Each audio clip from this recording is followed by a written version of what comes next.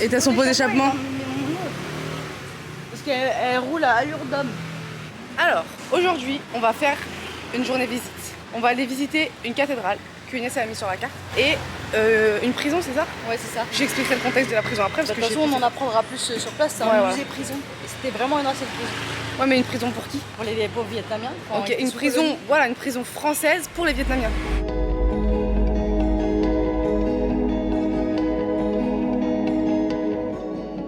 Et on vient d'arriver devant la cathédrale. C'est Notre-Dame en nul en gros. Et de toute façon, il y avait écrit sur le truc inspiré de Notre-Dame.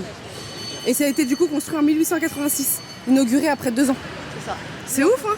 Elle est énorme. Elle est magnifique. Hein. Ouais, elle est jolie, franchement, en style gothique. Wow. C'est pas moi qui l'ai inventé, hein, c'est eux qui l'ont dit. Ouais, elle est stylée de fou. Hein. Incroyable. En plus, on s'y attendait pas à la trouver. Ouais, d'un coup là, elle a pop. Ouais. Magnifique. Ouais, attends, vite fait, je vais faire une photo aussi. C'est dommage qu'elle soit fermée, par contre, j'aurais bien aimé rentrer à l'intérieur. Moi aussi. Ouais. Moi, je trouve la croix au milieu, elle est tout. Moi, j'aime bien, j'aime tout. La croix? Ouais. Putain, ça nique le délire. Elle était plus belle sans. Du coup, on vient de voir en fait qu'il y avait des horaires d'ouverture. La cathédrale, elle réouvre à 14h. Là, il est 12h30, on va visiter d'autres trucs, après on reviendra. Bah ouais. Bah on n'est pas en France quoi, ça me choque pas. Là c'est bon, on est rentré dans la prison. Inès elle a pris un de jogging, c'est pour ça qu'elle a la case de gamer. D'ailleurs c'est là le numéro 1. Ah ouais. Et du coup la technique c'est que Inès elle me répète tout dès qu'elle entend. Et après moi je vous explique. On fait toujours comme ça à chaque fois qu'on visite un truc parce qu'un audio guide ça suffit. Bah là on a payé 4 balles l'audio guide. Bienvenue au site historique de la maison centrale, prison de Howalor. La prison de Howalo, aussi appelée maison centrale, a été construite sous la colonie française. Du coup Inès elle vient de me dire, la prison elle a été construite en 1896, elle s'est finie en 1954 à la libération du nord du Vietnam. Elle a servi à la torture et l'emprisonnement des Vietnamiens. Et en 1954 quand le nord du Vietnam du coup ils ont été indépendants, ils ont commencé à enfermer du coup les gens de l'armée américaine, les pilotes qui ont bombardé le Vietnam. Et c'était surtout un lieu de torture et c'était une prison horrible. Là, c'est des trucs en céramique parce qu'en fait, le village, avant de devenir une prison, c'était un village.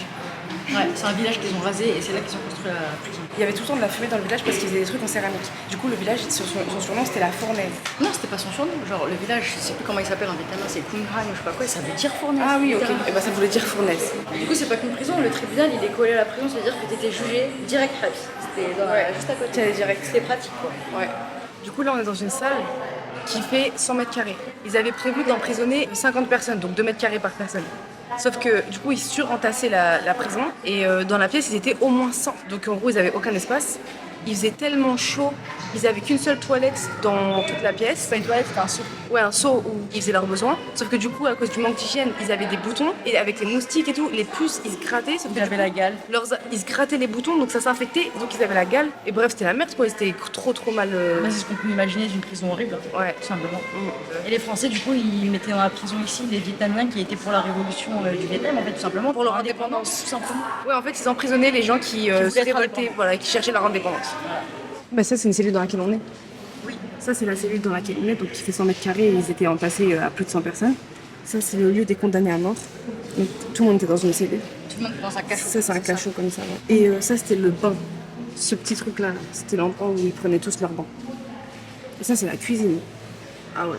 Et pour construire la prison, ils ont apporté plein de matériaux de France. Et ça, par exemple, c'est les tuiles qui étaient sur les toits. Et ça, c'est des tuiles, il y a écrit clairement dessus Marseillaise. Et ça, c'était importé de Marseille. Par exemple, les serrures, clairement, les trucs qui fermaient les portes, etc., ça a été importé aussi de France. Il y a plein de trucs qui ont été importés de la France. Ça, c'était la porte principale. Ouais. Elle fait flipper. Tous les verrous. Ouais, elle est angoissante, la porte. Ça servait à mettre le riz. Ça servait à mettre le bouillon. Mais ça, là, c'était pour 6 personnes. 6 à 10 prisonniers. Voilà, pour 6 à 10 prisonniers. Et une fois qu'ils avaient combien de temps? Ils avaient pas le droit d'avoir des baguettes parce que ça peut être une arme. Genre, c'est dangereux des baguettes. Du coup, ils avaient pas le droit d'en avoir. Du coup, ils en construisaient eux-mêmes grâce à des noix de coco. Non, ils en avaient pour manger des baguettes. C'est qu'on leur retirait quand c'était plus l'heure de manger. Ah, ok. Et attends, mais tu fais, au bout de combien de temps ils retiraient la nourriture? 10 minutes, voilà. sinon c'était Ils jeté. avaient 10 minutes pour manger. Au bout de 10 minutes, si tout n'était pas mangé, ils jetaient tout à la poubelle. C'était un truc de ouf. Ils faisaient tellement tout. Oh, comment expliquer? Les Français s'arrangeaient volontairement avec les fournisseurs pour prendre de la nourriture. Et en fait, ils faisaient exprès de toujours apporter de la nourriture périmée. C'est-à-dire que la soupe de poisson, par exemple, elle était remplie d'asticots. Genre, on parle de périmée à ce point. Genre, il y a un témoignage qui dit qu'ils pouvaient manger genre que 20% de ce qui leur servait. Parce qu'il n'y avait que 20% qui était comestible, un petit peu. Tout le reste, c'était des asticots, des trucs périmés, des trucs qui puent, des trucs de fou. Ils faisaient exprès. Et du coup, en 1852, enfin, ils ont fait souvent des grèves de la faim, mais en 1852, ils ont fait la grève de la faim. Pendant 5 jours, ils ont refusé de manger. Ils créaient des slogans de libération, d'indépendance du Vietnam et tout. Et le 5e jour, du coup, la prison, ils ont serré, ils les ont tabassés, ils leur ont mis des gaz asphyxiants. Bref, ils les ont tabassés. Bref, ils les ont chaque galé, à la fin, ils ont gagné et il y a eu des meilleures conditions, la nourriture était meilleure, etc. Voilà. Et du coup, ils avaient qu'une seule tenue, blanche, en une matière qui pique, avec écrit MC dessus pour maison centrale, parce que c'était le nom de la prison. Au début, ils avaient une tenue pour l'été et une tenue pour l'hiver. Genre un manche long l'hiver et un manche court l'été. Bref, au fur et à mesure que les tenues elles s'abîmaient, et du coup, ils avaient plus rien pour se couvrir quand il a lavé leur tenue. Du coup, ils ont fait une sorte de grève et du coup, ils se sont vus accorder un pantalon en plus. Waouh, voilà, ils ont eu un pantalon. Et aussi, il y avait aussi des prisonnières, hein, c'était pas que des hommes, il y avait aussi des prisonnières. Et les prisonnières, elles essayaient de rembourrer leur tenue pour l'hiver pour arrêter d'avoir froid. Genre, elles trouvaient des bouts de coton et tout, et elles essayaient de les coudre sur le vêtement pour avoir plus chaud.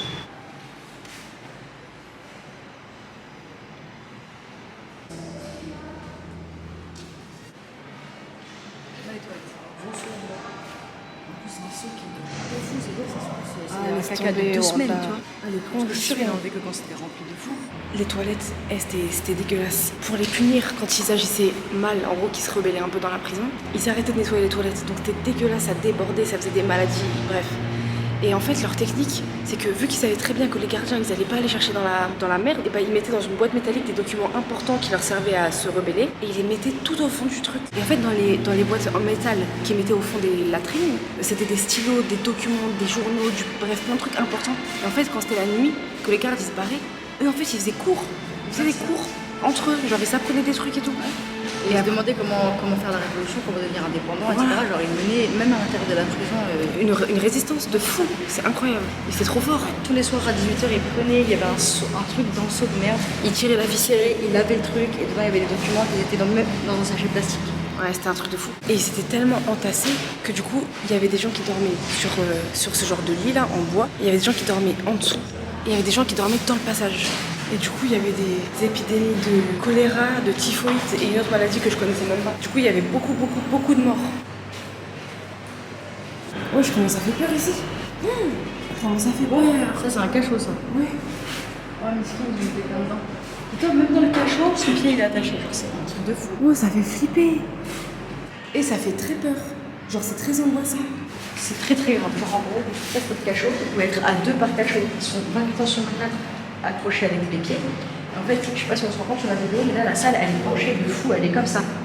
Et sachant que ton pied est là, en fait, les prisonniers ne pouvaient pas s'allonger parce que si tu t'allonges, le sang il montait trop à la tête. Du coup, ils étaient toujours assis, les mains sur le plancher, à se maintenir pour surtout pas s'allonger. Et du coup, ils faisaient leurs besoins sur eux. Ils étaient des fois 2 par cachot. Et ils restaient jusqu'à 1 mois dans son cachot. Tu te rends compte comment fait son fils de pute pour penser au fait qu'il faut mettre le plancher comme ça pour pas qu'il s'allonge? Ouais, c'est une technique de fou. C'est machiavélique. C'est trop un truc de fou. Ils se faisaient fouetter par les gardes ou taper, et du coup ils avaient plein de blessures. Ils récupéraient les feuilles de cet arbre. Du coup l'arbre ça s'appelle un badamier, je connaissais pas du tout. Et apparemment en fait ça a des propriétés hyper... je sais pas comment dire. Ça soignait trop de trucs apparemment, c'était miraculeux genre. Et dans tous les cas dans cet endroit, c'était la cour du secteur dans lequel on est. Les prisonniers se réunissaient ici pour essayer de s'organiser pour résister en gros. Et ils utilisaient les branches pour faire des instruments, pour faire des pipes, pour faire des pinceaux, pour faire des flûtes, de la musique et tout. C'est un truc de fou. Parce qu'en fait, c'était une question de saison. Ils récupéraient les noyaux aussi pour en mettre dans leur alimentation. Et quand c'était la saison, ils récupéraient les feuilles, ils les nettoyaient et ils les gardaient le plus longtemps possible pour pouvoir les donner aux personnes vraiment très malades et ça les aidait à guérir. L'égout que je viens de filmer, en gros, il a une histoire de fou. Il y a un certain nombre de personnes qui ont travaillé sur une évasion, mais une évasion de fou. Genre en gros, Ils allaient être condamnés à mort. Ah, ils allaient être condamnés à mort? Oui. Ils allaient être condamnés à mort. Bref, ils ont fait des trucs de fou, je sais pas comment expliquer. Genre, ils ont trouvé une technique avec de la graisse de porc et du feu pour essayer de brûler leurs menottes en gros, pour essayer d'agrandir le trou et réussir à s'enfuir sans que les gardes les voient. Ça a mis des semaines. Hein. Ils ont scié leurs barreaux de leurs cellules, plus ils ont scié les barreaux d'un égout. Genre, il y avait un gars qui travaillait dessus jour et nuit. Genre, la nuit, il travaillait sur les barreaux de sa cellule et la journée, il travaillait sur les barreaux de l'égout parce qu'il était proche de cet endroit pour pouvoir les scier. En attendant, il y avait des gens dans les autres cellules qui faisaient du bruit à mort pour essayer de camoufler le bruit de lui qui scie. Il y a un gars dedans, c'est un serrurier, genre un mec trop chaud. Ils ont réussi à amadouer le garde d'une certaine manière. Ils ont fait tomber un truc, qui a réussi à faire tomber ses clés. Le gars, il a eu le temps de voir les clés, il a mémorisé la clé de la cellule et il a réussi en 10 jours à la reproduire. Je sais pas comment ils sont faits, ils sont trop forts. Il y a eu, je crois, genre le 20 décembre 1951, les gardes ils ont dit faut renforcer la sécurité, ça devient chaud. Je sais pas comment, ils ont capté. Du coup, eux ils ont avancé leur évasion à quelques jours plus tôt. Ils ont réussi. Il y a 17 personnes qui ont essayé de fuir par l'égout que j'ai filmé. Tac, ils se faufilent dans l'égout et tout. Ils sortent dans une rue, sauf qu'il y a les keufs qui les attendent. Mais il y a 5 personnes qui ont réussi à s'échapper. Sur 17, il y en a 12 qui ont été attrapés, il y en a 5 qui ont réussi à s'échapper vraiment. L'évasion, elle a eu un symbole en fait dans le pays, ça a motivé les gens. Ouais, truc de ouf. Ça c'est vraiment l'égout qui a servi Ils ont oscillé vraiment. à l'évasion. Putain, truc de ouf, c'est le vrai. Il y a plusieurs personnes qui ont organisé une évasion. Bon, c'est un peu compliqué les circonstances, mais il y a plus d'une centaine de personnes qui ont réussi à s'échapper de par cette bouche d'égout. Plus d'une centaine. Ils sont trop forts. Du coup, eux, c'était un couple de révolutionnaires. Ah, mais c'est dur à expliquer. On est dans la salle où les femmes, elles étaient emprisonnées. Sauf qu'en fait, c'est un truc de fou parce que ces femmes-là, elles avaient des enfants. Et vu qu'en dehors de la prison, personne ne pouvait s'occuper des enfants, les enfants, ils étaient amenés avec elles dans la prison.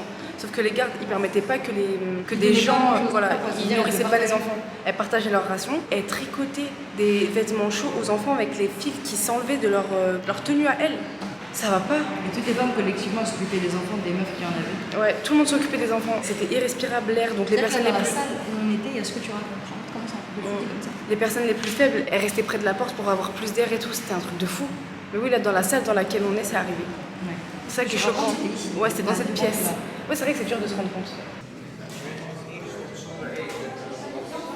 Du coup, dans la salle où j'étais juste avant, il y avait des femmes, on mettait des bottes cloutées et on marchait sur elles, sur leur torse et sur leur corps avec. Donc elles saignaient de partout. Ou à un moment, j'ai filmé un baril.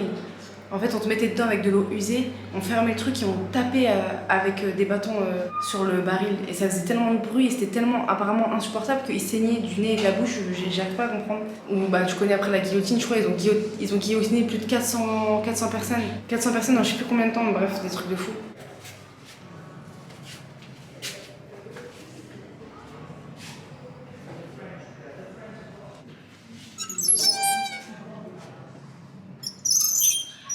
Et du coup, la deuxième partie du musée, elle est consacrée aux Américains qui ont été détenus dans cet endroit parce que du coup, une fois que ça a été libéré et qu'il y a eu la guerre du Vietnam avec les Américains, et bah, il y a des pilotes américains de l'armée de l'air qui ont été emprisonnés dans cet endroit.